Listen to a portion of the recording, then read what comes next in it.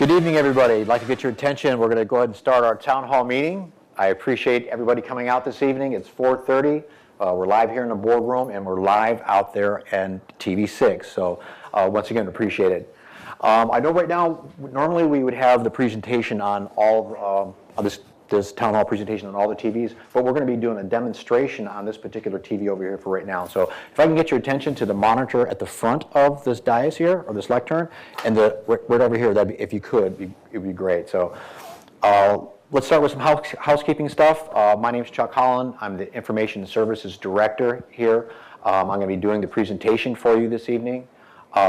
Paul Ortiz, he's our Village Television Manager. He's going to be my wingman here and helping to answer any questions. And can everybody hear me okay? Can you hear me fine? And we did not coordinate our wardrobe together. We just happened to show up like this, so. And I'm sorry, you can't hear? Try listen to the microphones, okay? All right, so here's the thing what it is. So you can't hear?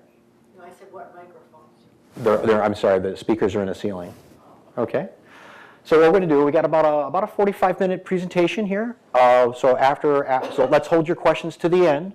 And so after about 45 minutes or so, maybe an hour, we'll take about 30 minutes worth of your questions, and then we'll see if we can answer as many as we can, right?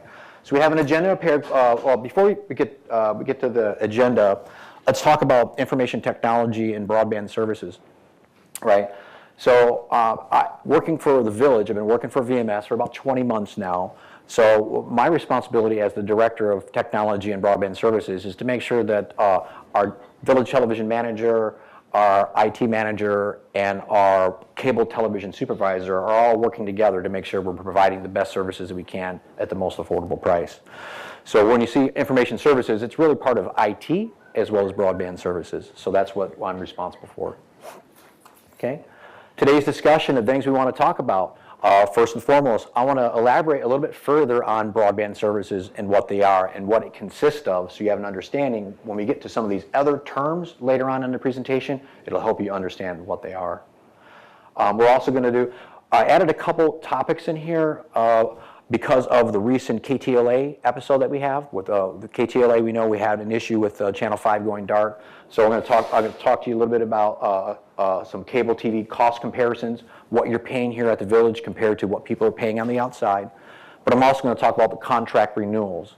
Most importantly, the transmission fees that go along with the contract renewals. There's a lot of the industry, the television industry is changing, so there's a lot of money grabbing going on there right now with these program companies like Tribune Media that's affiliated with KTLA. They want to raise your rates. Okay. Then we're going to also talk about our analog to digital conversion. We know that we still have about 55 analog channels out there that people are utilizing their old analog TVs to view. During 2018, those analog channels, through a slow, methodical pace, will be removed from the airwaves by the end of 2018. So by 2019, we'll be an all digital transmission cable plant. Okay, then we'll talk about the bandwidth improvements. By removing the analog, it's going to help us improve our bandwidth, and that's important because it's going to give you a more steady internet speed at home. It's going to give you a better TV experience without the tiling, the pixelation, the stuff that you're experiencing now. So we'll talk a little bit about that. And some of the exciting stuff that we're talking about is the whole home DVR. This is what you've been hearing in the paper, in the Breeze, in the Globe. This is the type of technology that's replacing the existing DVRs that you have right now, where you have to have a DVR in every room. Well, now you'll be able to have a DVR in just one room and be able to see any of your programs from not just any room in your home, but any device, laptop, PC, tablet. Okay? And then we'll talk about, Paul will give us some Village television updates. We have some new channels on the air, some new programs that we've done. We've done some set remodels, so we'll have Paul give us some updates on that as well. And then after that, hopefully about 45 minutes, 30 minutes, 45 minutes, we'll take some questions and answers. So without further ado, we'll get right into this presentation. Okay. Remember what I said earlier, broadband services. People are like, what does that mean? What is broadband services? Well, in your broadband services department, it runs three different departments. It's Village Television, which is TV6, which is your local origination programming. That's what Paul manages. That's where you see on TV6, where you see the board meetings, club events, specialty program. So that's part of broadband services, but Village Television or TV6 is just one channel, right? It does not run the cable TV operation. That's a whole separate group of people who run that. So cable TV and Village Television, they're completely separate, but they do fall under the broadband services umbrella. And then we have internet access. We use a partner called West Coast Internet. They're the ones that provide internet access to the community for you to be able to surf the web, stream your video, get your email, and do everything online. So that's really what broadband service is all about. But recently, what I want to get into next is cost comparison. You know, we had this issue with KTLA, and people are wondering, well, why are we not renewing KTLA? And what are we paying for cable TV services? And how come we can't renew the contract with the KTLA? And so what I wanted to do is I get your attention to this. You can see it on either screen. Get your attention is looking at cost comparison, right? Here, the GRF broadband facility, that's the operation that provides you cable TV. In your monthly assessments, $18.12 goes to pay for basic cable TV services. So every single manor, all 12,736 units, pay $18.12 for cable TV. Now there's folks out there that have a set-top box, a DVR, and some other devices that they get premium content. They're paying more, right? So there's different tiers of service that you can get, but the basic service is $18.12. But check out the comparisons of 2, 3, and 4 there. Look, DirecTV, the closest competitor in the area that you can get DirecTV, because you can get DirecTV here, you can get a satellite dish, is $35. Same thing, some units out there, they have a good AT&T connection, so you could actually get AT&T UVerse at your home as well. So if the GRF broadband services is not working for you, there's other services out there that you can get. And the same thing, but look at Dish Network, $49.99, basic service. That's the basic service, right? And then Cox Cable you can't get in the community, but their basic service is $64.99.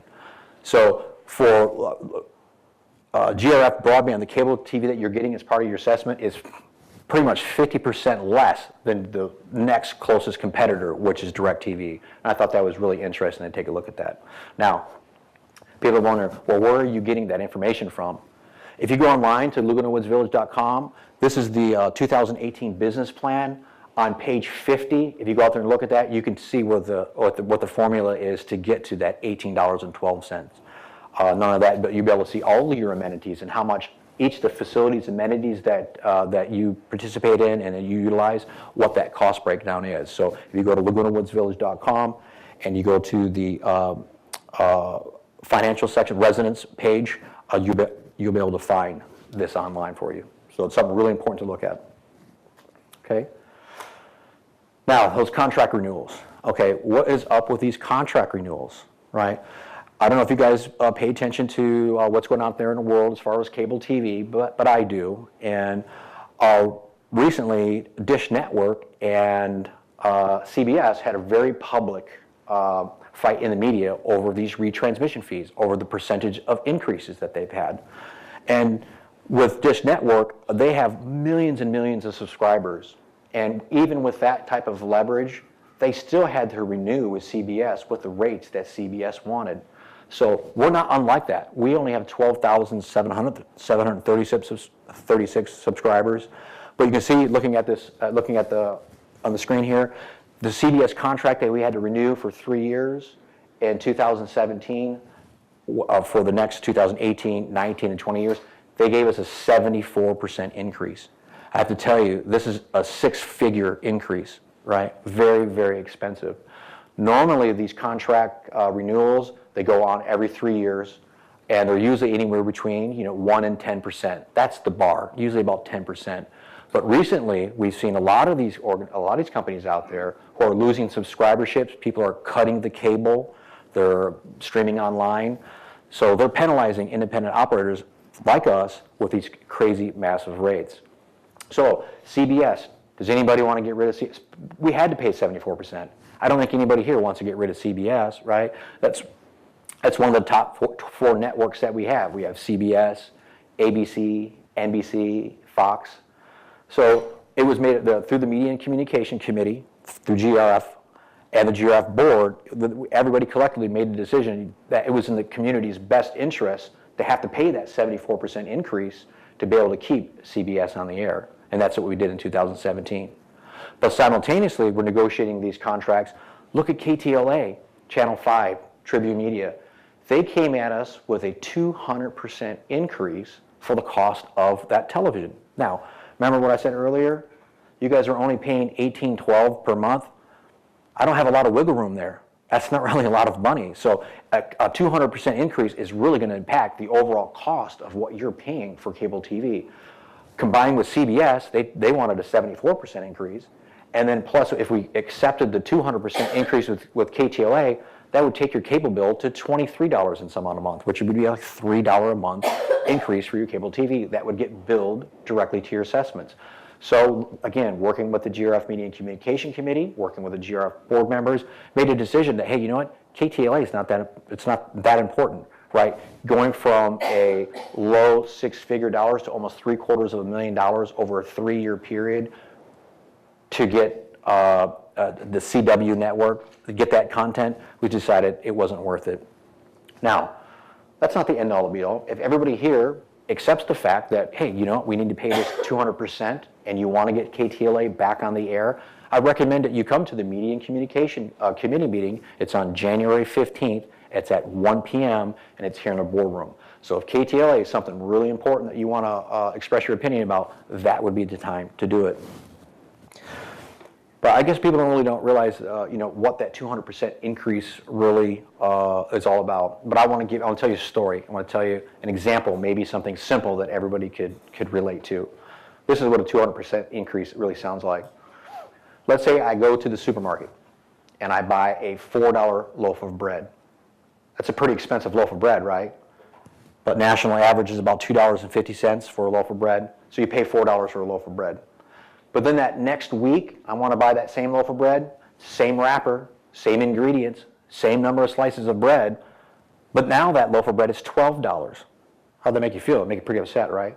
I get the same exact product, but now it's 200% increased, really tripled in value, right? And so now you go to the supermarket manager and say, hey, look, that $12 bread, that is ridiculous. We're not paying that. And then the supermarket manager looks you dead in the eye. You know what? You've been a great customer for 35 years. You know what? We're going to go ahead and give you that loaf of bread for $11. And so after that, we're like, sorry, deal's off. Can't do it. Hey, could the communication have been a lot better to get that notice out there for those folks out there that missed the Rose Bowl parade? Yeah, it could have been. I tried getting, as soon as we found out that the deal was going to fall through, I got on Village Television on Thursday. We had some other communication out on the next couple of days, but it is what it is. Again, if you have an issue with KTLA, the Media and Communication meeting is on January 15th at 1 p.m. in this room, okay? All right, enough of that stuff. Let's talk about some fun stuff. Let's talk about why we're all here, and that's the digital improvements that we want to see to our cable TV network. Right now, we know we've done quite a bit of work this last year, right? We installed several lasers, 16 lasers. We tripled the internet bandwidth out there in the field. Not only did we triple the internet bandwidth out there in the field in your homes, that also helped increase some of our transmission capacity that we have to provide new content and new services. That's what we worked on. We also installed our new satellite dish, our Simulsat satellite dish up there. So we're doing we did a lot of behind-the-scenes infrastructure work last year.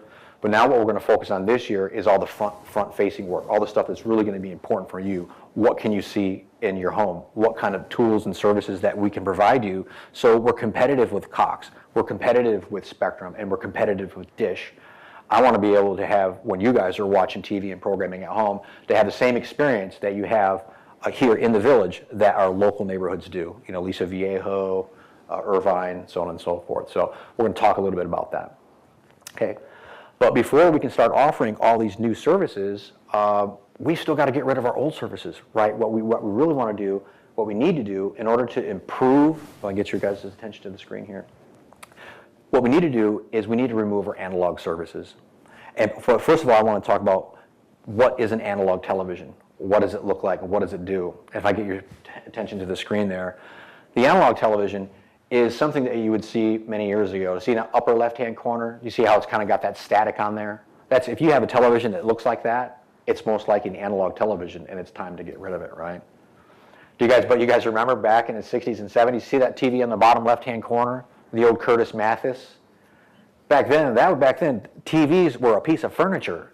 You get the old English out, right? You'd rub them on down, you dust them off, you put your knickknacks on them, you'd hang out. That's different. It's gone. Those TVs have gone, right? And then if you see on the bottom right-hand side, see that TV down there? See those rabbit ears? There's a good chance if your TV has rabbit ears, it's an analog TV, okay? So here's the test. How do I know if I have an analog TV? And I have a test. If your TV is wider than 1 foot, it's probably an analog TV, okay? So that's what it's looking like. Most modern TV, the flat panel TVs that you see in here, that you can hang them from a wall, what do they look like? You can hang them from a wall, they set them on a pedestal, and they're probably maybe 2 or 3 inches thick, okay? So that's what an analog TV is. So starting in February 2018, we're going to eliminate our first batch of channels. So throughout 2018, those type of televisions are going to get fewer and fewer channels. I'm going to get some more detail about what you can do to keep those TVs alive later, okay? All right. So what is a digital television? Get your attention here. So a digital television, right? Nowadays, you can watch television on any device that you can possibly think of. I can watch television on a regular flat panel TV. I can watch television on a cell phone, on a laptop, on a tablet. So you don't necessarily have to have a TV in order to watch television any longer. All your television is being ran over the internet, okay? Okay, here's the exciting stuff, right? What does that future of Village Television look like? Well, you may not know this, but we belong to a co-op organization called NCTC. They help us negotiate. It's like a Costco for independent cable operators, right? We get better pricing because we go through NCTC. Well, they partnered up with 2 firms called Viewit and TiVo. Everybody's heard of TiVo, right? TiVo. Partnered up, and they put together a bulk deal in order to be able to get a discount for our organization. So NCTC, they actually went out and negotiated a deal with TiVo directly, and so we're going to reap the benefits of that. That's going to help us pull off this whole home DVR service, right, to allow you to watch TV in any of your room. So looking up here, we have, so what is whole home DVR? What is it? Why is it important? How come it's cool to me, right? So right now, you have these type of devices, right? This is our oldest model, a device that we have on the field, right? It's about, I guess about 15 pounds. It's got about 160 gigabyte hard drive in here, so very limited storage. It's also a set-top box, right? Then our next generation of boxes that we have out here is this HD unit right here. So you can tell, a little bit more modern, Motorola unit, a little bit lighter, about 5 pounds, right? Lighter and lighter, right? It's got a 500 gigabyte hard drive in it, so it'll store a lot more, twice as much as there. Now what we have over here, what you see on the desk over there, is now this is our new whole home DVR unit by TiVo. It's about 1.5 pounds. It's got a 1 terabyte hard drive in it. And I only need one of those devices in my house. You can look at it after the meeting, right? I only need one of those devices in my house to watch TV anywhere. With these devices right here, and I want to watch my DVR, I have to have a DVR in every single room to be able to watch that content. With that unit right there, you can have that one in your living room. I can start watching TV in one room. I can pause when I'm watching. I can go to another room, unpause the TV, and watch the same channel from the same unit. Okay. I can also pause and rewind and record live TV, right? I think being able to pause live TV, let it queue up, and then playing it is a pretty cool feature. I can fast forward through it. I can zoom, and I think it's pretty slick, right? Also with this unit here, it's not just a DVR to record all your shows, but it's a little mini server, a mini computer. So it has lots of apps built into it, apps like Hulu, Netflix, YouTube, and dozens of apps and other programs that you can watch content. Now, a lot of people out there, they're like, hey, my smart TV, it already can do that. But you're right, you can't. But your TV, with your smart TV, you don't have a DVR, so you can't record any shows.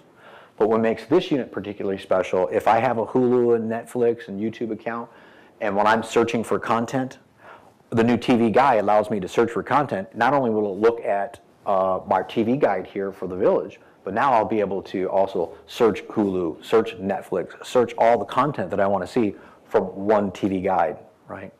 If you had a smart TV and I had Netflix on it, I got to go to Netflix to check all the programming.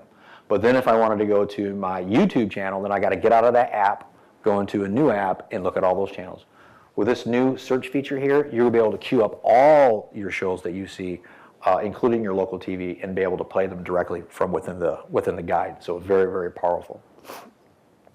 Another great feature of this the whole home DVR is it records up to 6 programs at once. I think this one here does two only, right?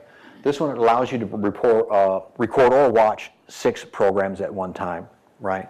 This one right here, so you can actually record 4 shows at one time, and somebody could be watching TV in the living room, and somebody could be watching TV in the bedroom. As long as you don't do more than 6 streams at a time, it'll work for you, okay? Now, I don't know who watches 6 shows at a time, I don't know, right? But it has that ability. This is really important, especially if you have a multi-family, if you're living someplace and you have multiple people living in your home, maybe people who share rooms, or you have children or something like that. You only need one device to be able to see the content in all of the rooms. Now, little trick here. This little device right here, if you have another room that you need to have, you want to watch the server on, this is the client box, right? This is the client box. You have to have these on your bedroom TVs in order to see that. And they have to be digital televisions, right? So this is the unit. That's the server box. This is the client box. This one allows your TV to talk to that one, okay? Okay. This one does not store content. Does not store content. Okay. That's what that looks like. Okay. Okay. So also, what's really interesting is with this new app, I can actually get my cell phone or my tablet. And I can be anywhere outside the village, and any of my recorded shows, I can watch those shows on my tablet or my PC when I'm on the road someplace, right? And there is some functionality there. If I record the show in real time, I can watch it in real time outside the community. So you can stream your TV cable programming from your home onto your device when you're outside the village. So that's something we're working on getting it tested out. So it looks pretty promising. We're going to show you a demo of that right now. Okay. Also with this device here, there is all kinds of really interesting apps that are on there, you know, solitaire and Sudoku and all kinds of games that come with the unit, all kinds of free content that you'd have out there that's interesting to you, science, health, wellness, fitness, finance, all kinds of stuff that's built into that unit that you can stream over the air anytime you want. That's part of the package deal. So the times are changing. Right now, what we're used to doing is just grabbing a TV remote control and then you channel surf. Not anymore. Now you actually go to find out what you want to watch. You can search, sort. It's just like a computer, essentially just like a web browser. So it's pretty cool. Okay, I'll get a couple shots here. We're gonna show this TV up here in a second. But what you'll be able to do, maybe I can show you here. What you can do, so with this particular device, and I'll just show you up here since everybody can see that better, is not only can I see these streaming shows on my cell phone, on my laptop, but obviously on the TV as well. I'm not going to walk you through the guide of what we're looking at right here, right? So I'll go to our guide. Right now, obviously, we're watching TV6, right? So here you can see. Right? So here's the new guide, right? So not only do you just see, so we're at 406, you know, we have ABC, 408, PBS, et cetera, et cetera. So again, not only that, this is also a DVR as well, right? So you can actually play all your shows, right? So this acts just like a regular TV if I wanted to be able to play any of these shows. What's good? What else? Fox 11 News, Last Man Standing, Anger Management. Kind of scared to turn down something here. There you go, pay TV, right? So now you can see right now, even when I'm watching, I have it muted right now, so I apologize for that. Normally this sound would normally work. So here, even with live TV, I can actually pause and mute my live TV, or not pause, I'm sorry, pause my TV, and as time goes on, it will build up content on there. Then I can rewind my television programming. See, I'm going backwards in time here. And then I could, again, pause and hold, pause and then go to another room, unpause the video, and be able to watch my PV from another room. So that's pretty interesting. I thought that was really good. So I'll go to another channel here. Bear with us, we just got this thing working a couple weeks ago, so we're all still practicing. So also you see here on the experience when you are channel surfing, you'll see it does perform a little bit better. I know on some of these older boxes right here, there is quite a bit of lag time when you're turning through the channels. But here, if you're on the high definition channels, cycling through them, they're a bit faster than what you would normally see. So you can still see there's just a little bit of lag time here though, but it looks really, really good. Some other things you can do with the guide, obviously, I can, Sir, yes?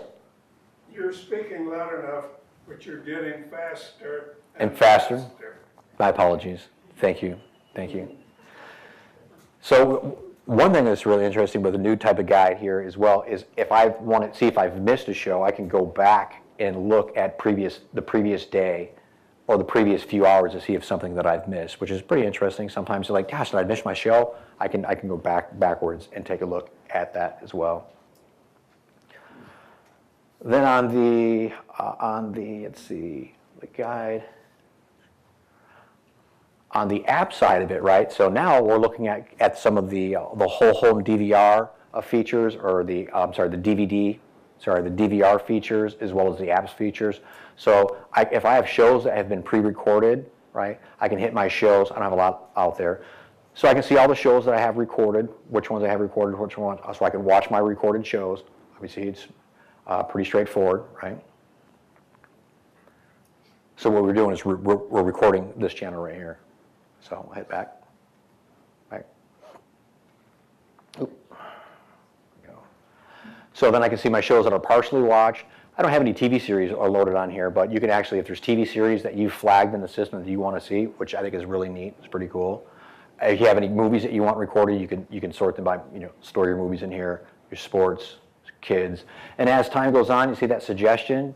What's really interesting here is, let me go to my live TV, my guide.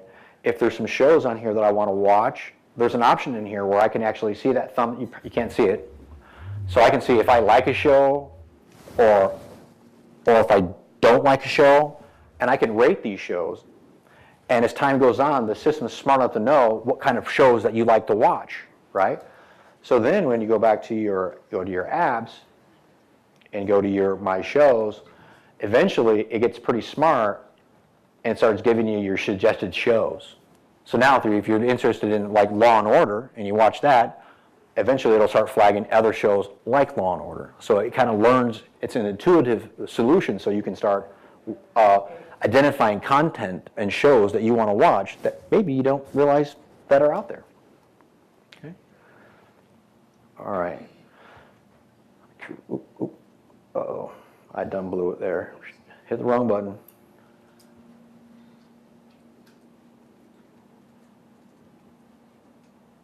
There we go, TiVo. So that was great. I know this is also a really good tool. What you saw me, you see the input here? I hit the input, I accidentally hit the input and changed it to the wrong input. Right now, I think the challenge with some of these older boxes is that I have to still keep my two remotes, right? I have to have my remotes that I change my input on one and then use my universal remote on the other. With this one, it's smart enough to know that you can actually take a look at that, change the input directly from this same remote. So, there we go. So, let's see if we get back online here. Yes, good, great, it worked. So back. Okay. Obviously, what to watch now. There's some programming here. You can actually get different categories that's playing right now, broken down by content, broken down by categories. Something I think is pretty handy if you're into it. But this is the big one, the apps. This is what I was talking about earlier. So now I have these Netflix and Hulu and YouTube. These are pay for services, right? I have to get an account for Netflix and I have to get an account for Hulu, but I can have those accounts set up directly on the actual TiVo device itself. And why is that important? Because now when I'm searching for my shows and what to watch, when I see my shows, those shows could be They could be from HBO, they could be from, Netflix, they could be from Hulu, they can be from anything, right? So the system's smart enough to know that all the services that you have on there, and you start looking at the TV guide, it knows everything that's on all those apps to make it easier for you to find all your content without having to jump into all these different various apps. So very, very powerful. Let's take a look.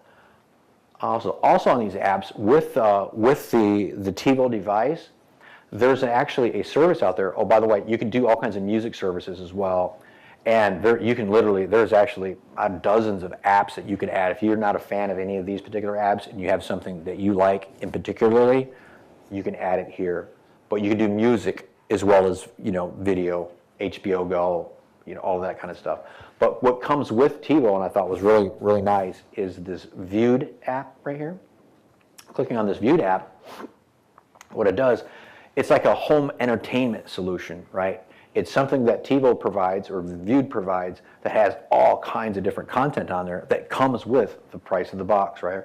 Right now I'm on all, but you can see I go to my popular shows, right? I go to movies and TV series.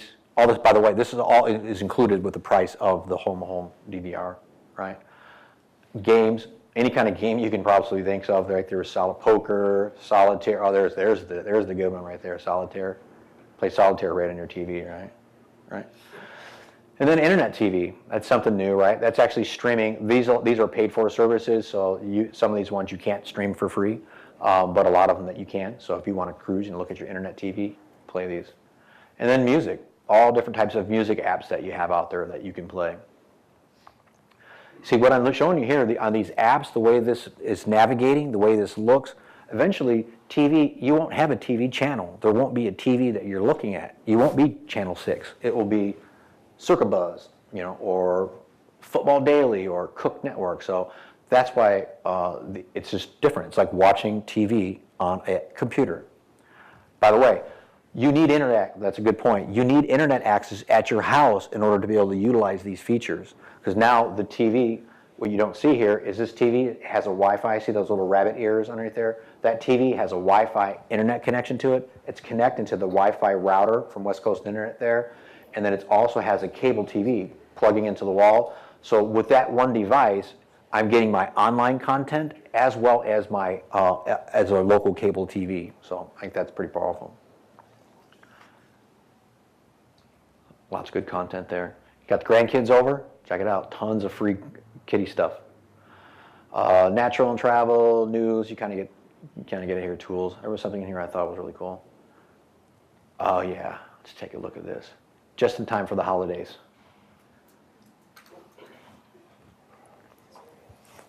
So now, if you said you don't have a fireplace at home, so you can always just turn to the fireplace channel. Now you have a fireplace channel, right? So it could be great, something fun to go with, right? Something fun to have. But with the thing what was also amazing about this new type of technology, this is the same stuff that Cox has. This is the same stuff that Time Warner has, Dish Network. And coming soon in the next version of this, check this out. Pretty soon you won't even have to flip through these remotes anymore. I'll be able to turn this remote control around and it has a microphone and I'll be able to say, Wheel of Fortune. And it's going to go out there and find Wheel of Fortune for me, right?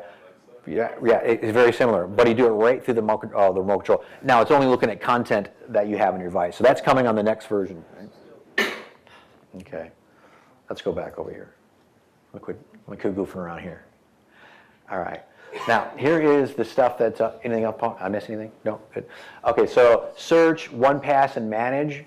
I know right now you still have the ability, just like on your existing DVR, that if you have a series of television shows that you want to watch, you set up the series, you record it. Now every time that show comes on weekly or whenever it does, it'll automatically record for you. So you can actually set that up, very similar to what you're doing now. The actual DVR functionality works very similar to your existing DVRs you have now. You like a show, you record it. You want to go watch the show later, you can watch it later. Now here's something really important, guys. On your existing DVRs that you have out there right now, there's no way to transfer the content from those old DVRs onto the new one. So when you get rid of your old DVRs, you can either save it and go to a third-party service to try recovering that stuff for you. But when you get the new whole home DVR, your content won't be on there, right? So none of that content's coming over. Does that make sense? Your TV shows on your old box don't come over on the new box. So I just want to make sure you're there. Okay. All right. Going back to live TV. Okay. A lot of features and functions. Right now, the biggest thing that I see here is the guide. I think if you've seen the guide that we have now, it's not that great. This is actually pretty cool. If there's additional information you want to see about bones, I can click on the bones, go to the show, and then there's actually more information I can see about it as well. I forgot how to do that.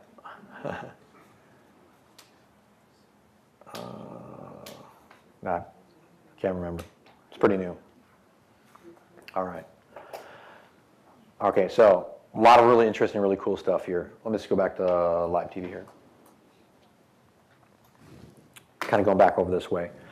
All right, so you see that's the future of television. That's where television is going. But you know what? We are still here. We're still there. We're still, if you see over here, this is where we're still at. We still have 55 channels that are taking up a tremendous amount of transmission capacity for us to be able to offer this service right away. So we've got to start removing these analog channels. I'll give you an example here. There we go. Right here, bandwidth. This is we're talking about the bandwidth improvements, right? Looking at this screen right here.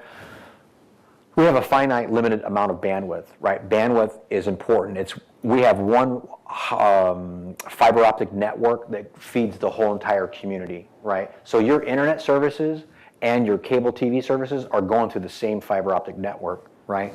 So you can't really see here, but you see how we have that 60% in the blue and 40% in the orange, right? That 60% represents all the digital channels that we have on our network. We have about 240 digital channels on our network right now that takes up about 60% of our capacity. But look at the analog. We only have 55 analog channels.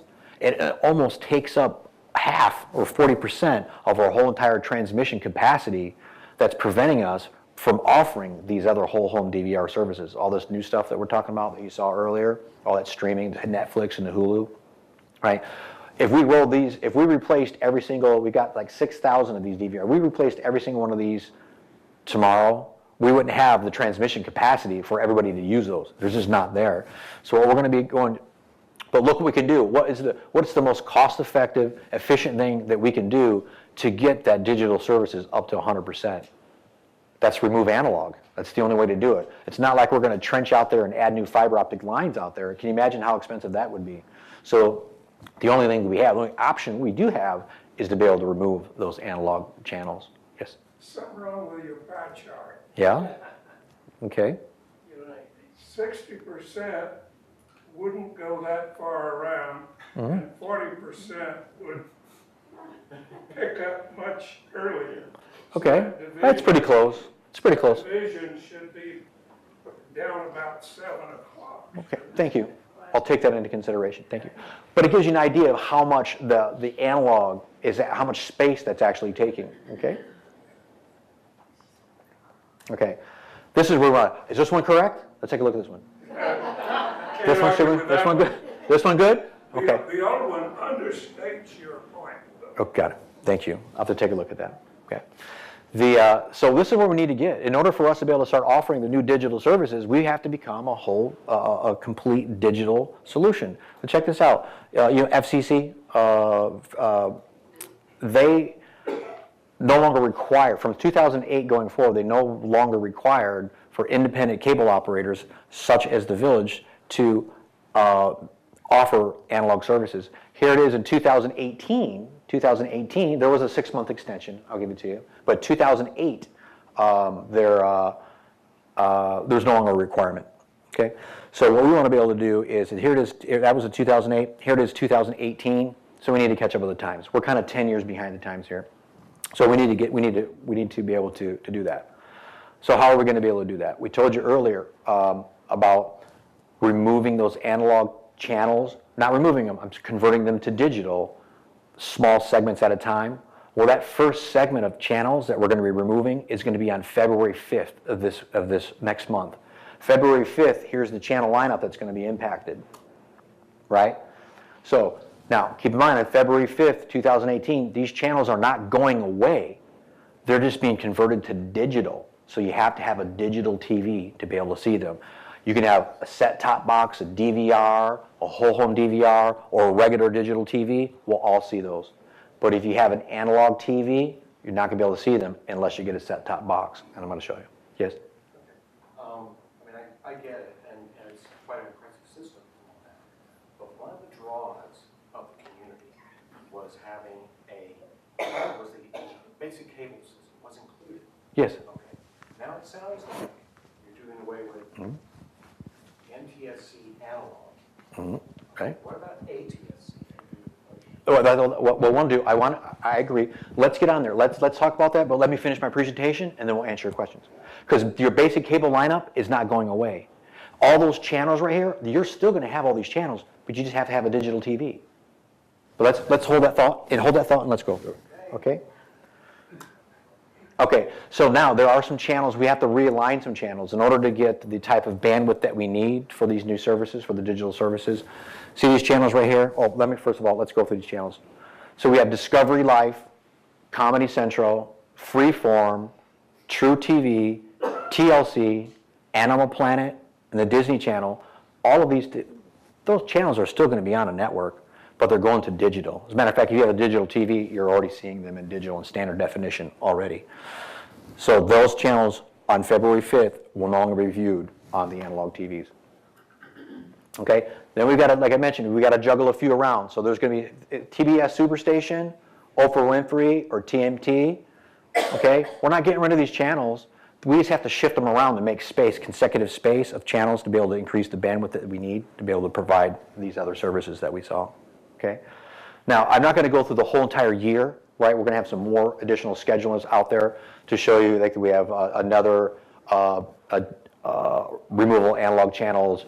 I think it's March, June, August, October, and November, which will take care of all the 55 channels. And if we get to hold all the questions, I'm almost done, guys. Hold all the questions, and we'll take it from there. Okay. Okay. So the question is, what do we need to do, right? Those residents out there that have a set-top box or a DTA or they're paying for a device now, no impact to you. You're still going to have those same exact channels that you already have. So if you're paying for like a box or something right now, no impact, okay?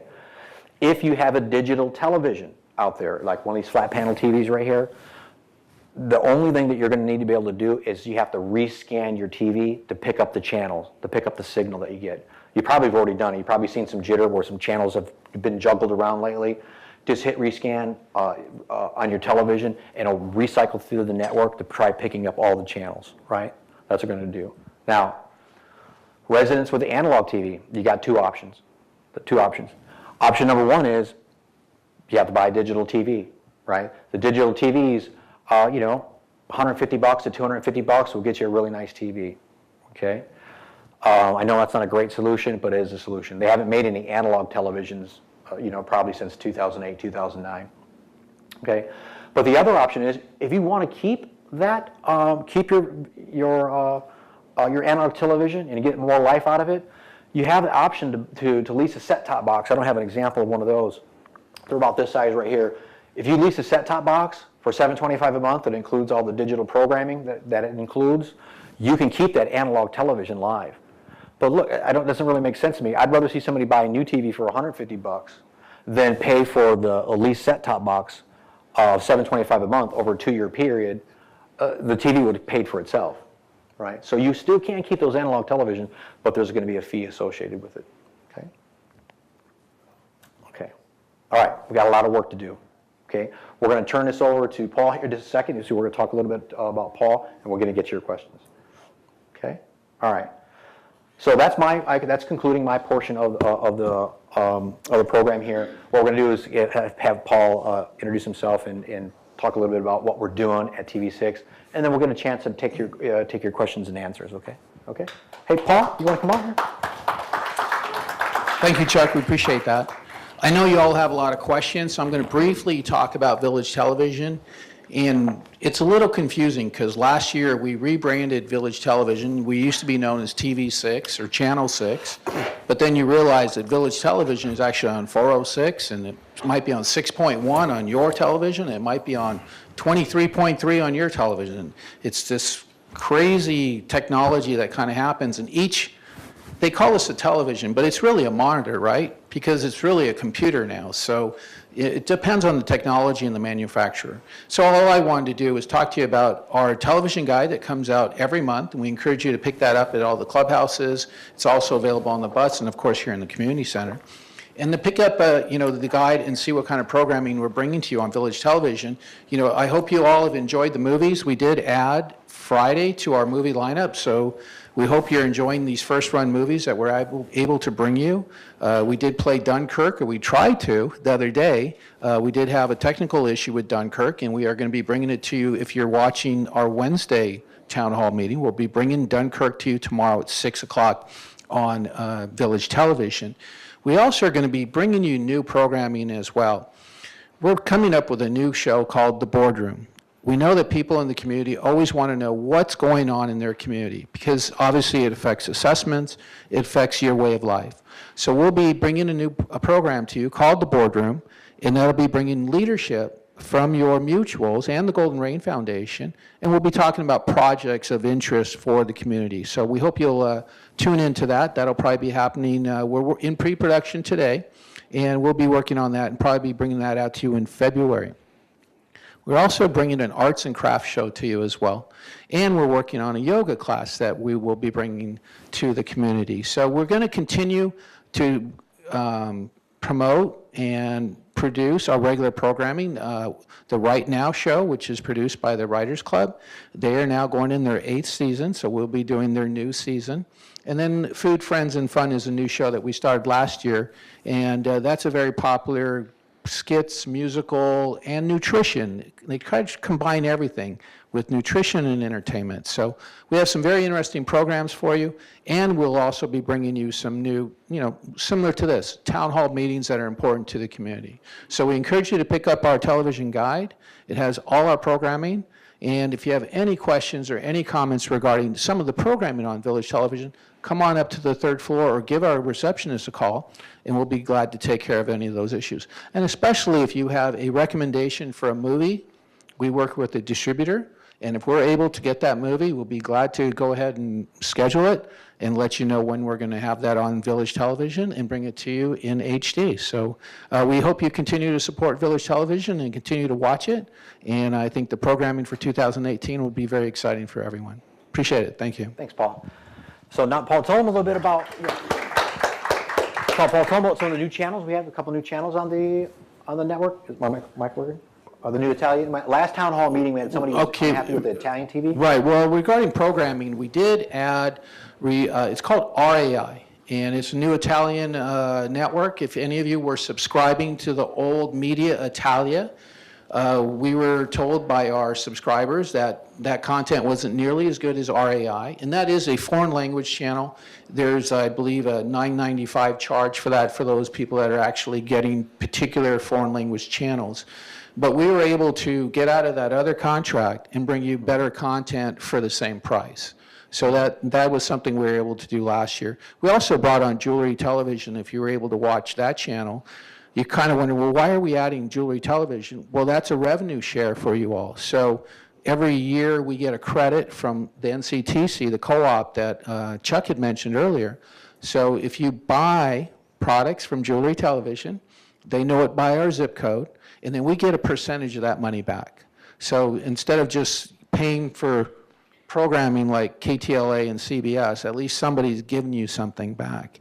And if you like to shop jewelry, and home shopping is very popular on television, we encourage you to use Jewelry Television as well. And then we do have, Chuck talked about contracts and the increasing costs of these programming.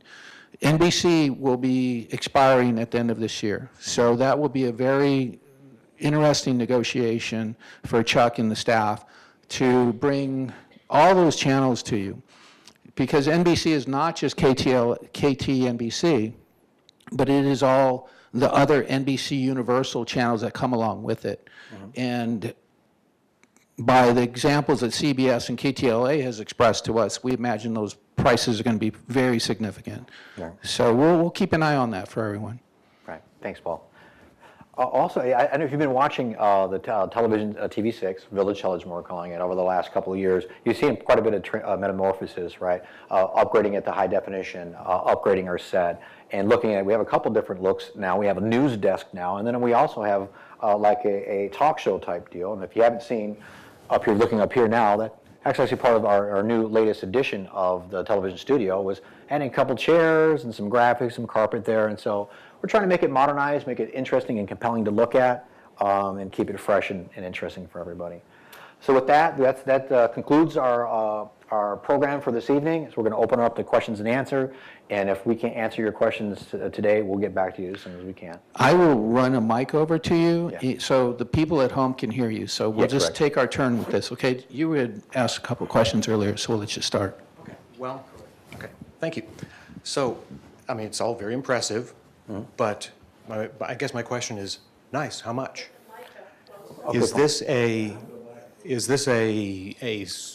it's not free, No, it's not obviously. free. It sounds like you're creating a new revenue stream for Village TV. I mean, so how much programming, I guess, is going to be still offered as a free service as part of our, monthly?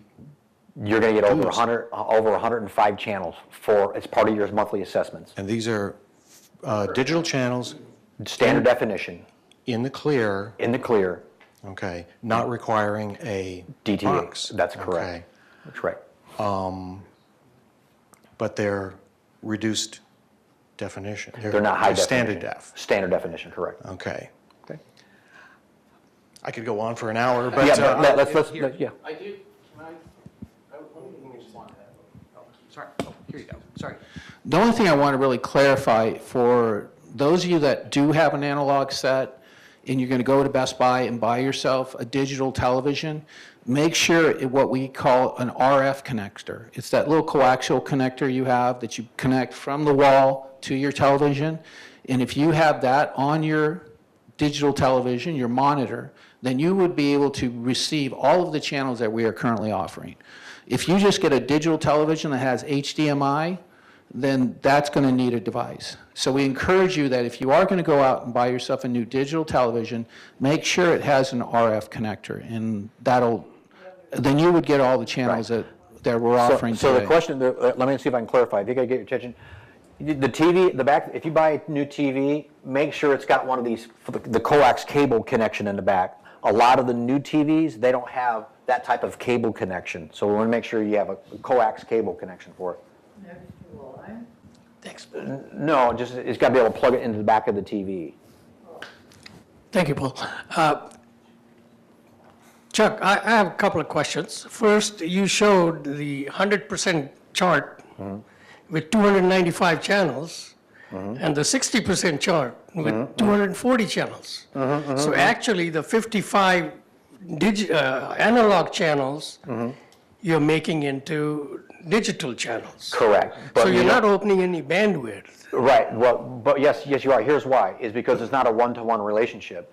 Right now, what you have is one analog channel. I can get 14 digital channels. That's a kind of a comparison. One analog channel takes up as much capacity as 14 Oh, I see. 14 digital channels. Okay, good. Another question I have, you showed CBS 74% increase Correct. and KTLA 200% increase. And we did not renew KTLA. Yeah, but we should not even renew CBS because Oh, all right, these yeah, are I know. available It wasn't my call. It wasn't my call. with airwaves are free. Right. Good point. Yeah. So the challenge is if there's a lot of that content like KTLA that if you have a digital antenna, you can get KTLA for free, or you can go to their website KTLA and they have some of their programs they streaming online. Right. I agree. That's a good So great is point. CBS. Great Why point. do we have to spend thousands and hundreds of thousands of dollars? Come to the Media and Communication Committee on Monday, and we'll We'll talk about it. I Okay. will. Thank you. Excuse me. Are you pulling that off? Hold on. Well, Gotta have a mic. Gotta have a mic. I know, I mean, they are available Yes. down here, off the air, with an antenna. I'm concerned that they are charged, sorry. It just seems odd that the networks Can are you state the question, charging please, for us. everybody at home? State the question for everybody Okay. at home. I'm just curious why CBS, Channel 5, or anybody else potentially would charge us to carry programming that is available free off the air because they are broadcasters. I agree. So what mechanism are you using to get that content here that's costing us money? I don't It's through the get that. contract negotiations, so we get direct content from CBS. You want to take that, Paul? See, your broadband is not using a digital antenna like you would at home. A lot of this programming we're getting is off the satellite and off of our satellite provider. So that's why you're charged a fee. And also because the networks know that we're a cable operator. So a lot of cable operators will charge just a little bit for every single program that they offer to their subscribers. The Golden Rain Foundation does not do that because you own the system. But they know that the operator uses not only the local networks to attract subscribers, but they might make a little bit on top as well. But it's a great question for not only this community, but the rest of the country. When the airwaves were given to these networks for free by the government, and now they're charging the citizens for those same content. We can watch it on antenna, and it's going to see the same as what we see here on cable. So I think at some point, I think the community's going to have to think about, is it cheaper for all of us to just get a digital antenna, which is going to be anywhere from $50 to $80 per home, instead of paying these exorbitant network retransmission fees? And that's a decision that I think the community's going to have to decide in the next Right. 3 to 5 years. Let me just elaborate on that. What they're charging us for is retransmission fees, right? It's like a licensing fees. And so it's really licensing fees essentially is what it is. Yeah. Yeah. Yeah. But it's because it's ran through a private cable network, right? If my wife is in the living room and I'm in the bedroom and we wish to watch different content, what equipment is required and what is the price? Got it. I can take that one, Paul. So right now, if you have, let's say, or we've been using an example of you had 3 bedrooms, and each of your rooms has a DVR, maybe one of these types right here. Right now, each room has to have its own DVR to see that content. So the first box is $19.25 a month. The second box is $13.25 a month. That's for what we have right now. Okay. With the new whole home DVR, which is that unit right here, that's $24.95 a month, right? This right here to add to the bedroom is $7.25 a month. You watch different content? Oh yeah, for our programming network, it's the same channels, but it gives you the ability to get the additional content like Hulu and Netflix and everything. No, it gives you the same channels. If you're paying for a DVR today or a set-top box, it'll give you the same channels. Yeah, premium services do cost more, and you get up to 295 channels. I'm not talking about that. Okay. I'm talking about Different channels in each I room, want to Jeff. watch different content Yes. on the satellite and in the living room, in the bedroom. Yes. Different programs. Yes. You can watch you can watch up to 6 different programs in your house, right? One for each room, right? Different At the programs. same time. At the same time. And with the satellite or with 2 DVRs. Oh, we got a mic. I think you're getting a little confused Yeah. here. The basic upgrade you're talking about is the 6 programs. Right now. Let's get a mic. There's people at home can't hear you. Yeah. If you want to have or watch different channels right now with your basic cable, you just connect your basic cable to different TVs, and your basic thing are streaming. So you each have a different channel on your TV. Yeah, absolutely. So the question is for everybody at home, can I watch different programming in each of my rooms? Yes, you can. Yes, you can. Okay. At the same time. From the same central DVR. Correct. From the same central DVR. Correct. So it's 2 sets of controls Correct. into that DVR. Correct. And that's That's the new DVR is $24.95 $25 for that. and $7.25 for this one. $7.25 for that. box. Correct. And once you have this, you can watch different channels on this one and different channels where your main DVR is at. At the same time. At the same time. Correct. And you can cause things, you can Oh, control we gotta the get a mic. recording. You Yes. have all the features of the central DVR at the remote location. Correct. Not only that, but you'll be able to record shows and rewind shows from your phone, from your computer, and from your tablet. Let's pause everybody right there. I would refrain from anybody speaking out of turn.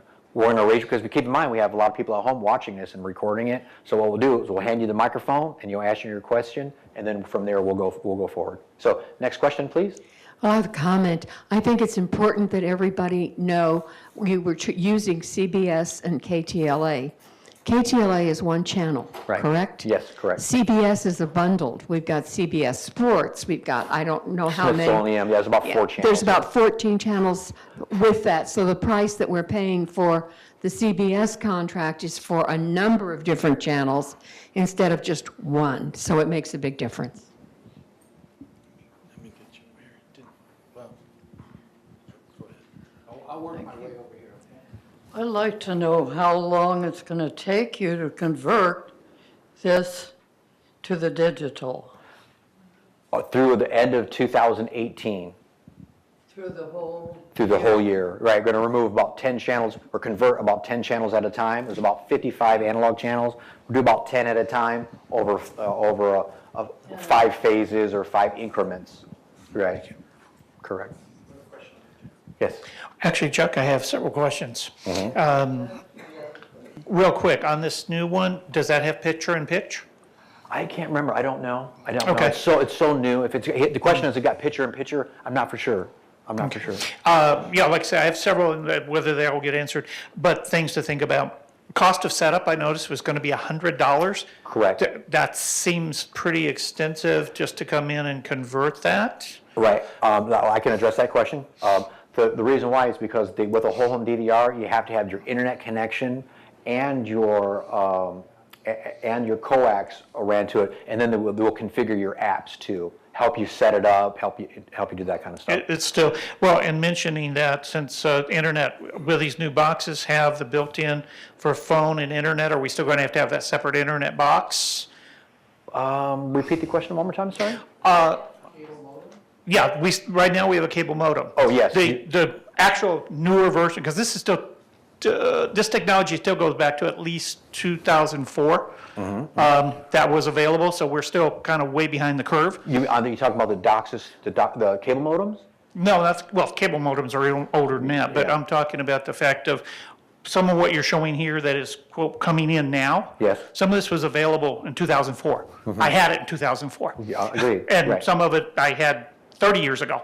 So it's still, we're not caught up to the world yet. But with that, the 2004, when we had whole home DVR, it also supplied the internet and phone services through that same box. We didn't have a separate internet box. This one, I take it, we're still going to have to rent our separate box. Correct. You still have to have internet access through West Coast Internet. It's not, what was that called? It was called TV, not DirecTV, it was called, oh, I forgot. But it was all built into one unit. I remember that, yeah. Yeah, well, like I said, 2004 and all Yeah. that. Any discussion on fiber to home? No, it's too expensive. Too Yeah, I expensive. thought it would be here, given the numbers, but you still have to, people have to understand, you talk about fiber a lot. That's underground here. Yep. But that only goes to the connection boxes. It doesn't go to the home. So you still lose a lot of what that what you talk about as fiber. People may not understand that Correct. that's not exactly what they're getting in their home. Right, that's So there something, is we a have difference fiber, there. you have fiber to the curb and coax to the home. Yeah. And, well, you answered most of them. Another real quick one. How much head-end work is still have to be done in 2008 to make this all possible? That wasn't addressed today. Well, the only thing, the work we want to do to be able to get this stuff working, we have an independent cable operator come out here and do an inspection analysis of our cable TV plant in late September. So we're putting together that scope of work to be able to replace a lot of that head-end equipment. We don't have a price tag on that, but what I do know, in order to start offering the services, we really don't have to do anything except start removing and dropping the analog channel. Oh, that I understand, yeah. but you don't But get the full value. Right, yeah. We still have to take a look because there's still a lot of aging equipment that's no longer, we can't even get support contracts on it because it's so old. So we haven't got a price tag on that. That'll be my next, probably next town hall to talk about what that whole cable infrastructure and repair will look like. So we're moving ahead, but we're still about 10, 15, 20 years behind when we move ahead. Sure. But for 1812, it's pretty good, not bad. That's true. Well, 18, 12 months. Since the DVR is a TiVo, Yes. does the TiVo that Best Buy has, the card conversion for the $100 still work? No, they will, yeah. If you have an existing TiVo unit where you buy the card from Broadband Services, yes, your old TiVo unit will still work. It will still work.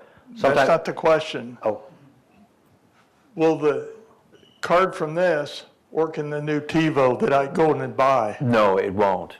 It won't. That TiVo unit and this TiVo unit, it's different technology or different companies. Because the TiVo charge is not as much as what you're charging. Correct. Agreed. Yeah, there's all kinds of other options to get content out there for sure. Hi, I was wondering when the new DVRs will be available for us to switch. Well, the first thing we want to do is we're going to remove those first 7 or 8 channels that we have. That's going to be happening on February 5th. We have about 10 homes that are utilizing this service already. We have testers that we'll be testing over the next 60 days. So we're looking at around March 1st timeframe. Around March 1st? Yeah, March 1st timeframe, yeah. And then I had a question on the feature, one of the features you mentioned. You said there was a feature to go back and look at and see what the last couple hours, what you missed. Yes. Are you able to record back? No, that's a great Just- question though. No, you can't record if the show's already passed. You can't record it. Yeah. Can we have some more questions up front, Thank you. Paul? Yeah, the question up front was, do you have to make an appointment to get this new box? Yes, you call Broadband Services, Broadband Resident Services. Just call the same number that you'd always call and set up an appointment. But we're not ready yet, so we'll send out communication to everybody once this service is available and ready to go. Yes, sir. Excuse me. I have digital, so that this question really isn't to my benefit, but I would think for the people who have all the analog, they should know or be told what will be the quality of the picture that they get with this little box that you're proposing versus getting a new TV. It'll still be analog. I mean, because So it the box will be able to transmit the signal. The question is, if I keep my old analog TV and I get that set-top box to convert it down, it takes it from digital and converts it down to analog, so the picture will be the same. There won't be an increase in quality. You could buy a 34, 36-inch TV digital for $400 easy. Yeah. And it would pay for itself in about 3.5 years, Yeah, 2.5 years. so I think the point being is I think it's more cost effective to buy the TV and go to a digital TV versus rent a set-top box for $725 for the next 5 years. I mean, the TV would pay for itself at that price point. Dad just got a LG 55-inch from Best Buy over the holidays, and it was $299. And it's actually a pretty good TV. I'm surprised. My other one died. Second, sorry. I don't know if this is the right place. I was told to come here. I'm upset because I can't get the Golden State Warriors. Oh, I think a good meeting to come to for that would be the Media and Communications I meeting. mean, how can I do that? Right, so the Golden State Warriors, Paul, you got any details on that? Huh? Yeah. I don't watch basketball, So what channel are they? They varies from different channels, but that's why I'm here. Right. Because I am bummed that I can't watch it. I have a new 66-inch TV that I Right. can't watch. So hold on, ready. So the question was, how do I get the Golden State Warriors? Well, we've got to bring it up to the Media and Communication Committee, and then if they approve that, right, we'll look at we'll reach out to whatever channel that's on, we'll find out what channel it is, and find out how much it costs. It varies. It might be on the NBA network, and that's a pay service. Sometimes it's on Yeah. different channels. Yeah. Let's. Yes, sir. Yeah, I have a question about the internet connection. Yes. You mentioned that this does require internet. Correct. So we all have basic internet connections. Correct. Will the speed have to be increased, or is the basic sufficient to give us all of the benefits that you're talking about? That's yet to be seen, because the minimum requirements for that was like 13 megabyte down, and then our You already pay extra for that. Yeah, right, so, but I think. I'm with the- paying extra for it. Right. We've recently, last year, if you haven't looked at, the basic service is 10 megabytes down and 1 megabyte up. That's right. It's correct, yeah. So I'll have to double check that, but it's going to require a faster internet speed. Second tier. There's 4 tiers of service that we have. Hey, my wife has a quick question. Yeah.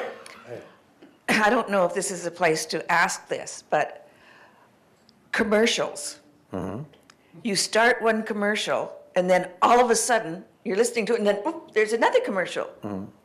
That all that programming comes from different companies, and so we don't really control the volume on But that. nobody else outside the village has that problem. I have Spectrum, and I have the same issue too when I'm Really? watching TV. Yeah. And what about the volume of commercials? I have to run from the kitchen to turn the TV down, and then I have to go back and then come back and turn it back up again. Right. And I was told that that was no longer permitted. And when we called about it, they said, oh, they pay us to do that.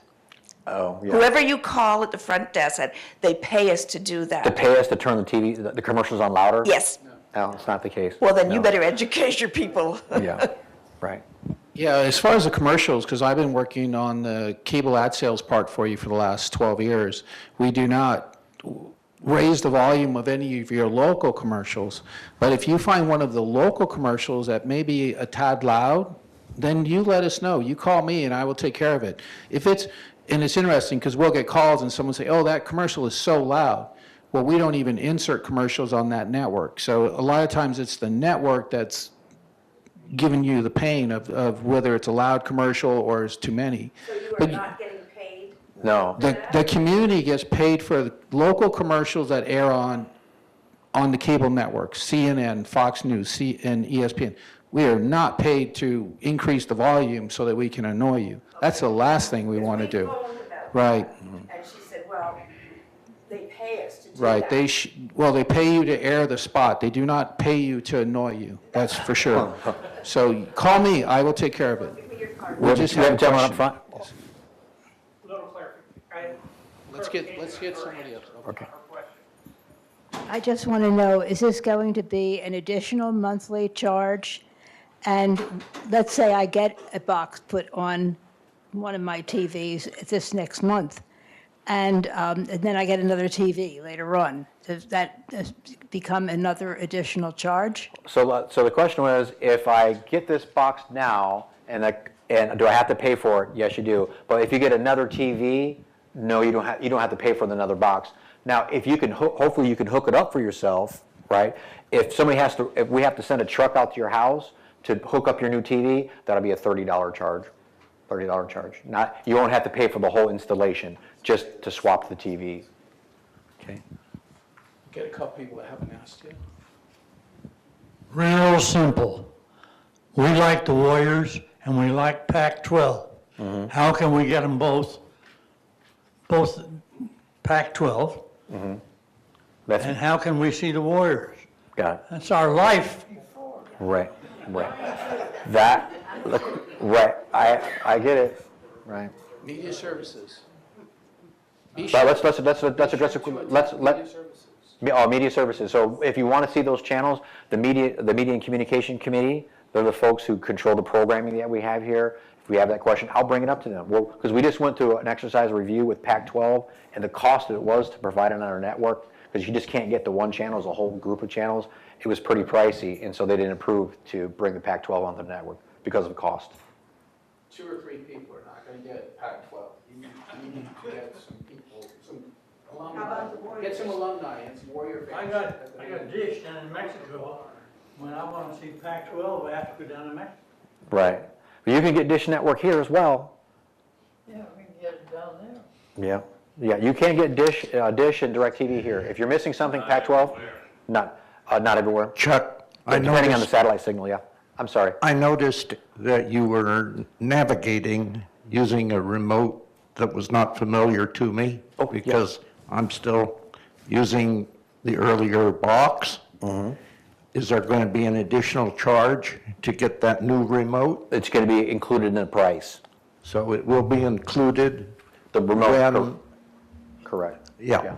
Yeah, we'll have some, you can come over and touch and play with this stuff after the meeting. I noticed that it's a bit smaller, which presents a little bit of a problem for some of us. Yeah. The buttons are reasonably large enough to manipulate and navigate in today's remote. Right. Yeah, that'll be a challenge to see how people adapt to this particular remote. It is smaller. Okay. And maybe it's. But there won't be an additional charge to use it? No, but there's Okay. an interesting feature that's built into the box. You know, sometimes you might lose your remote and you're wondering, where is my remote? There's a function on the new unit where you can push a button and this thing will start beeping. Beep, Okay. beep, and then you can find it. So when it's buried underneath the cushions, you hit Okay. the button on that box Okay. and you're gonna be able to find it. Okay. Final question that I have is related to commercials. Yes. Now, earlier earlier TiVo devices had a feature where you could skip commercials. Does this device offer that feature? It doesn't, or what it does, but you can record your shows, like record the shows and let it catch up maybe 5 or 6 minutes ahead of where you're at, then you can skip the commercial. So there's a way to do it, but it's not really a skip feature function per se, but you can get it to do that if you record the show. I'm completely new here, so I'm, clueless to half of this stuff. But I'm for the Warriors, and I hear other people, and I am not satisfied with the answers. Okay. So what's the answers? The answer is we have to negotiate, find out what channels they're playing on, get with the network providers and find out how much it costs. Well, I was told the board makes that decision. Well, we take it to the media and communication first. I'll miss the whole season by the time you do that. Yeah, this is true. Is there another way to get it? We'll have to take a look, if it's streaming online on a computer, possibly. I tried. Yeah. NBA access, Right. there's not an NBA app? I'm not an NBA fan. Right. If Yeah. anybody knows how to. We do encourage you that if you have particular network or programming to attend media and communications, like Chuck mentioned, they're going to meet here on January 15th at 1 o'clock. If enough residents have a particular network, then they will direct staff to go and do some due diligence as to what the costs and equipment related to that network is. And we'll bring that back to the committee. Committee then either approves it or denies it, goes to the Golden Rain Foundation Board, and then it's added to your lineup. There is a process for any programming that goes on your cable system. Right. So here's the difference, right? The question is like, how do we get additional channels to our network? Well, we're not Cox or Time Warner. You guys actually own this cable TV network here, right? You own it. So you have a voice to come to media and communication and voice that opinion. Once they give me the word and say, Chuck, we want to see the financial numbers of what it's going to take to show the Golden State Warriors, whatever channel that is, or Pac-12. We present them a report, they look at the numbers, and they get the decision of what comes on the network and what doesn't. See, I can't understand how they're the national champions and California team, and we're in California, right? We couldn't see the Dodgers either for quite some time because Time Warner took that programming over. So yeah, Well, it's unusual. There's no excuse for that. Sorry. Thank you. Thank you. We have a couple more questions? Yeah, I've got a two-part question. One, on a scale of 1 to 10, 1 being broadband as it is today and 10 being Cox as it is today, where will we be after this proposed expenditures for this new system?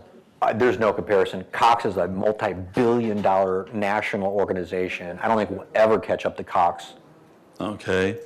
And when do you foresee the next capital expenditures being necessary, and how frequent will these be necessary to keep pace with technology? Well, right now, we're still an analog community, right? So we still have a long ways to go.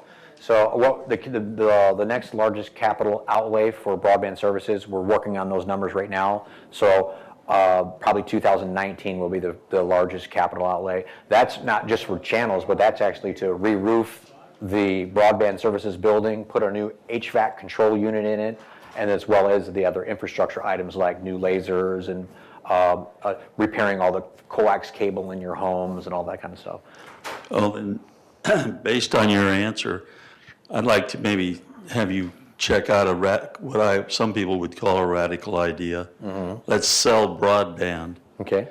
I investigated this when I was on the board 4 years ago or so.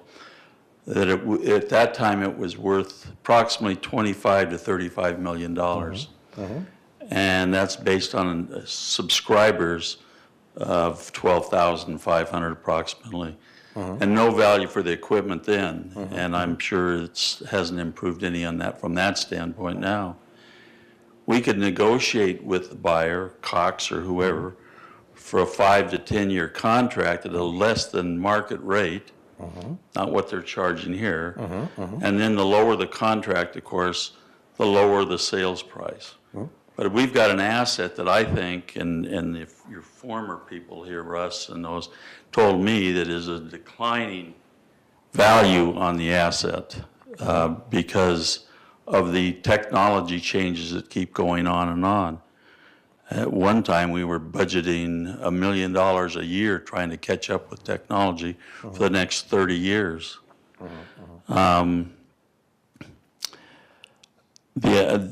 We could take those funds and lower and do some things as far as maintenance in this community that is necessary. I just attended a meeting earlier this week on maintenance, and they said that the drain lines in the building that I'm in a garden villa, is to replace these drain lines which have corroded to the point that the 2-inch pipes are now down to about the size of a quarter. The work to get that done is scheduled for the next 11 years. But we could take these monies and have maybe pay a little more for TV, but get rid of all these other things that we are going to have to pay and are necessary, and lower our monthly costs as far as homeowners. And just a suggestion. Great. Let me see if I could try simplifying the question. The question is, why don't we just sell the cable TV network and then take that money that we make from the cable TV network and reinvest it into the community to do repairs? Absolutely, that's a fantastic idea. As time goes on, I think what's going to really happen is you're not going to see TV the way you see it now. Basically what you'll get your internet connection, and then you'll go out there and pay for whatever services you like, YouTube TV, Hulu, Netflix. So it is, that whole market is changing. So that's something that's been considered, and actually the cable plant was sold one time before to Connexit. Connection did not own the cable operation. They were paid to manage it at the time. I've been involved in 2, quote, buyouts. Cox Communications is the only cable operator that would be interested in this market because they surround you. So no one else, an overbuilder or any other cable operator is going to come and jump in this little island. So at that time, they were talking about the same numbers, and this was in the 90s. And at that time, too, people thought, it's too expensive, we can't keep up with technology. But that 18 right there is probably going to turn into a 118, because that's the average bill for Cox Communications is about $100 to $120 per month. I pay $230 per month, and that's internet access, and then they make you bundle a phone service. My feeling is that this is the most valuable asset you have, and the most utilized asset for people that are in our community. I mean, homebound people, this is how they, this is their entertainment. This is their connection to the world. And even though there are other items in your community that need repair, I do believe that your cable operation, and basically what you're going to do is lower your assessment, but then you're going to get a separate bill that's now $80 to $100 to $200. Add them together, and then the math doesn't come out. But it has been talked about, and Cox Communications did offer the Golden Rain Foundation kind of a fair offer. Not, at the time it wasn't a fair offer, and they do pay per sub. And at that time, the leadership decided, no, that's not something we want to do at that time. But as leadership changes and the Golden Rain Foundation determines cost associated with running the community, maybe they do sell that amenity. Who knows? Yeah.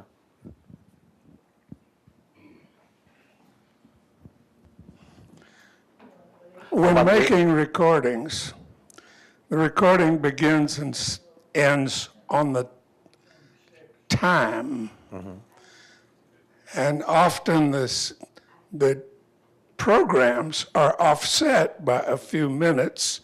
This results in cutting off the ends or appending the end of the previous program from the recording. Is anything in the new technology that recognizes the beginning of the program rather than the time when the second hand passes the 12? I don't know. On this particular unit, we'll test it out. That's a great question. Okay, I have another question. Oh, ladies and gentlemen, we have 8 minutes before we go Yeah, off the I air. just want to so- say with that, a lot of these boxes now have what you call an extension. So you can always ask it to, extend it 5 minutes, 15 minutes, 30 minutes. That's pretty common now with these set-top boxes, and I would imagine this has the same. My other question is, would you describe the process for turning on and off the subtitles? Oh, that's a great question. Yeah, this one you're able to turn on and off the subtitles without rebooting the box. Right now, if you want to turn on your subtitles or turn them off, you got to shut the box off and restart it. This one you can do it right. That terminates any recordings. Correct. you This have one you going. don't have to do that anymore, and it keeps Do you your have to settings. go to a menu, or is it a one-button push? You have to go to a menu and do the closed captioning. But our cable technicians are better than that. But that's one benefit of this system is you don't lose your recordings and you don't have to power the box off and power it back on. Thank you. One more question, then we got to wrap it up, ladies and gentlemen. Sir, to your question, I always go into info, and then I can extend the end time by a minute. Like at the football game, I'll put it to an hour, so I won't miss anything. But all the movies, I always extend it by a minute, and because movies are usually an hour and 20 minutes, and you can just go into information and click on that. All right, we got time for a couple more questions, if anybody? Did you have one? Yeah. This is the last one, unless Just a quick follow-up on what she said. Extending it, the problem with the current one is that with only 2 channels, that if you try to extend and do what he's doing, the offset, you end up locking up your TV and you have things like that. So please do check because the technology has been there for years and years. It knows when shows start and stop. So that technology is not new. Quick question for you then also. New channel guides, as you keep doing this, we post them on the internet or something rather than printing? Oh, yes. And the third Hallmark channel, are we likely to get that? There's a third Hallmark channel. Some of us really like Hallmark, so, but the other thing to your answer on the sound, and Chuck did mention it, is when this is all recorded, what we think of as, volume 6 or 7 or 8 or 9, that's actually a range. And so when they record these shows, they do intentionally record the commercials at the high end of the range, so they always are louder than the shows. And there's nothing he can do about it because that is done by the producers in order to grab your attention. So some of this stuff is like that. But the other, real quick. They did. What happens here, and this is yours, some of the local commercials, they get cut off. So there's a lot of issues that if I was the guy paying for that, I'd be suing you. Right. So check on that stuff because that is under your control. But that happens all the time. Okay, let me hold on a second, guys. Let me rein something in. Somebody brought up a question. It's like, now with the new DVR services, will I be able to get my programming, my channel guide online? The question is yes. If I can direct your this will be the login. If you get no, okay. So you can get your TV guide online. Now, as you convert the analog to digital, all the channels are going to change. And rather than print new ones, because we used to get printed channel guides, if you're going to change them every 2 or 3 months for a year, you're going to post new ones online. Yeah. So that we can keep up with the changes. Yes, we'll print guides, put them on the website, that way you can download them. All right, ladies and gentlemen, that's going to conclude our town hall meeting. We thank you for everybody for coming out, and I hope we answered your questions.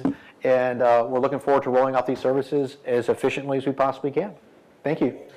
About the volume levels, I think it is possible to buy an external speaker for the